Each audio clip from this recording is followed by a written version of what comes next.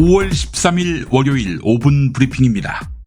대통령실 국가안보실이 지난해 해병대 채모 상병 사망 이틀 후 해병대 수사단으로부터 보고받은 수사 계획서에 수사 현황과 수사 중점, 수사 진행 사항, 수사 예정 사항 등이 담겨 있었던 것으로 확인됐습니다. 사건 초기부터 해병대 수사단의 수사 방향을 면밀하게 챙겼던 대통령실이었습니다. 자, 그런데 이종섭 전 국방부 장관을 비롯해 대통령실과 여당 쪽에서는 해병대 수사단에 애초에 수사권이 없는데 무슨 수사 외압이냐며 말 자체가 성립되지 않는다라고 주장해왔지요. 이자들은 처음부터 국민을 기만해 왔습니다.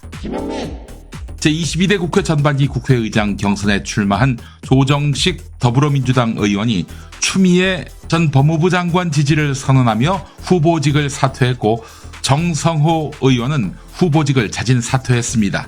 결과적으로 추미애 전 장관이 유일한 친이재명계 후보가 됐는데요. 이에 따라 국회의장 후보 경선은 추미애 전 법무부 장관과 우원식 의원의 양자구도로 정리됐습니다. 추미애 전 법무부 장관은 SNS에 개혁 국회 구성과 이재명 대표 중심의 정권 교체를 이뤄내기 위해 기꺼이 대승적 결단으로 지지 선언을 해주신 조정식 의원께 감사한다 라고 했습니다. 우원식 의원은 완주 의사를 밝혔습니다.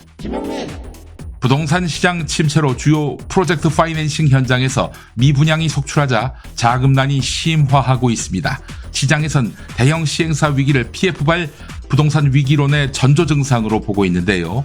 시공을 맡은 건설사들이나 돈을 빌려준 금융사들로까지 도미노 충격이 가해질 가능성이 커졌습니다. 금융권의 부동산 PF 대출 잔액은 지난해 말 135조 원을 넘어섰습니다. 사업성이 보장돼 있던 강남이나 용산이라고 이 현상이 예외는 아닙니다. 금융업계에서는 정부가 부동산 경기 회복을 기대하며 구조 조정을 미루다가 부실 규모가 더 커졌다고 보고 있습니다. 정부의 부재는 라인 사태에서도 확인됩니다. 일본 정부의 행정지도가 촉발한 라인 야후의 지분관계 재조정 사태, 즉 한국 네이버 보고 라인의 지분을 내놓아라 이렇게 압박하는 사태. 국내 정치권에서는 반일 정서 논란으로 급격하게 비화하고 정부도 뒤늦게 일본 정부에 유감을 표명한 상태지요. 국내 네이버 계열사 직원들도 동요하고 있습니다. 라인을 뺏길 수 없다라며 행동에 나설 조짐입니다. 이재명 더불어민주당 대표는 페이스북에 이토 히로부미는 조선 영토 침탈, 이토 히로부미 손자는 대한민국 사이버 영토인 라인 침탈이라고 쓰고 조선과 대한민국 정부는 멍하고 있었다라고 비판했습니다. 자산은 있지만 소득이 적은 현실에 고민하는 고령층이 많습니다. 은퇴 세대인 65세 이상의 평균 경상소득은 2022년 기준 4,054만 원으로 30대의 절반 수준이었습니다. 하지만 평균 순자산액은 65세 이상이 30대보다 66.1%가 많았습니다.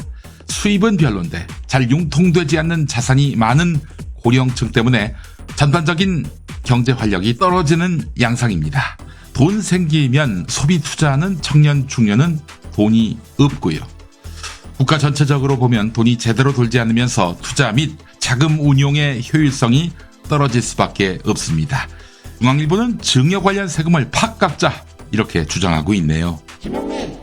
부산에서 50대 유튜버의 살인 현장이 유튜브로 생중계된 사건은 불량 컨텐츠가 돈이 되는 인터넷 방송의 생태계를 고스란히 드러냈습니다. 동아일보 취재진이 SNS에서 현피로 검색해보니 싸움 동영상이 수천 건 나타났습니다. 두 남성이 싸우다 한 명이 실신하는 모습을 10대가 SNS에 생중계하고 시청자 수천 명이 몰려 댓글을 달고 후원금까지 보내는 사례도 있었다고 합니다. 그런데 플랫폼 기업, 즉 SNS 운영 회사는 사실상 방치하고 30% 수익을 떼어가고 정부도 제대로 된 심의 감독을 하지 않고 있습니다. 유럽 같은 경우 즉각 삭제에다 플랫폼 업체에 과징금 폭탄을 물리는데 말입니다. 5분 브리핑이었습니다.